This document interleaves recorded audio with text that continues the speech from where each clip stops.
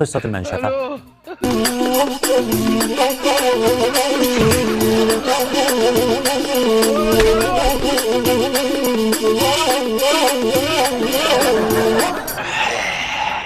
المخرج ناس بكري قال لك كي تهبط للبير اول حبالك، وكي تقعد مع الكبير شده بالك، وكي تهضر مع البهيم وسع بالك، وكي تريح مع البياع شد لسانك.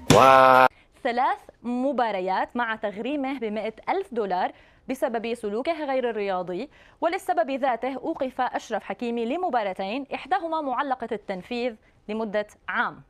أما الجامعة الملكية المغربية فغرمت بمبلغ $200,000 بسبب السلوك غير المناسب لجامعي الكرات، وب$100,000 أيضا بسبب السلوك غير اللائق لأسود الأطلس والجهاز الفني إثر اقتحامهم منطقة مراجعة تقنية الفار وعرقلة عمل الحكم في مخالفة لمبادئ اللعب النظيف والنزاهة المنصوص عليها في المادتين 82 و 83 من لائحة الانضباط، إضافة إلى غرامة قدرها $15,000 لاستخدام جماهيرها أشعة الليزر خلال المباراة.